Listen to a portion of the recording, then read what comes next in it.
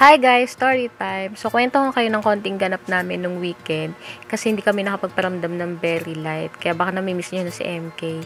Nga pala guys, bukod sa pag-iisip namin kung ano pwede niyang kainin bukod sa manok, may na-discover kami dito sa may food court ng One Stop Bonifacio. One Bonifacio. O yung mas alam niyo na yun guys. One Bonifacio. Ayan yung egg drop.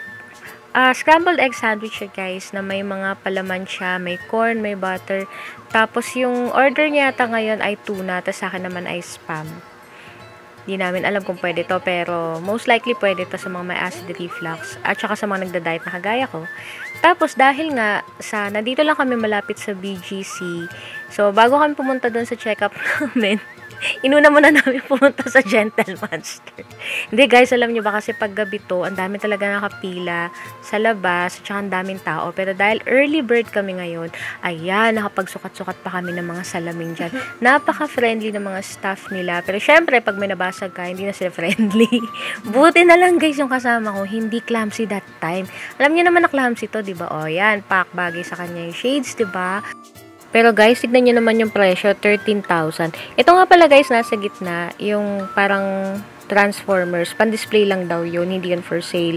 Tapos ito guys, ang ganda ng detalye tong frame na to. Pero ang ganda rin ng presyo niya guys, 16,000 lang naman. Kaya talagang takot na takot ako, baka kasi makabasag siya.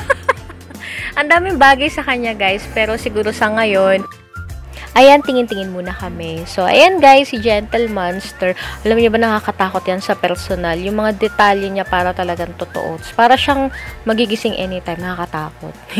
Tapos yun nga guys, isa sa malapit dito sa amin, yung simbahan yung church na sinisimbahan ni Kat. Nakita kami dito ng parang branch or local church nila. Kaya every Saturday or Sunday, yan, sinisikap namin na makasimba talaga dito. Syempre, alam niyo na, kailangan talaga natin yan. Tapos, sakto naman tinugtog yung favorite namin na song. Ayan guys, sana familiar kayo dyan. Ayan, yan siya. Tapos, the following day, ayan, galing na naman kami sa check-up. Alam niyo naman, monitor na monitor talaga namin yun.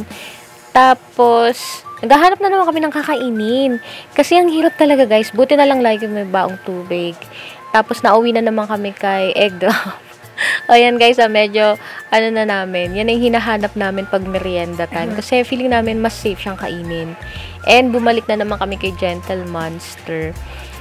Yan, pag gabi siya guys, maraming nakapila, tapos maraming tao natatawa siya kasi iba talaga yung experience nang wala kayong kaagaw na pumunta doon. Tapos after ng mga ganap-ganap namin, yan, muna kami sa may High Street. Tapos nakita kami ng elder couple. Tapos, yan, naalala niya yung mom and dad niya. Super sweet kasi nila. Hanggang ngayon na, kahit senior na sila, super sweet. So, naisip ko, ganyan kaya siya ka-sweet sa akin pag tumanda na kami. Hindi mo sure. Hindi, joke lang. Tapos, ayan pala guys, yung isa sa ganap niya last week. Ewan ko kung nababanggit niya yung small business niya, yung mga salamin na yan. Siguro sa mga ibang araw, babanggitin niya yan guys. Pero ganyan-ganyan lang yan, busy-busy talaga yan guys. So, ako, eto, supporting.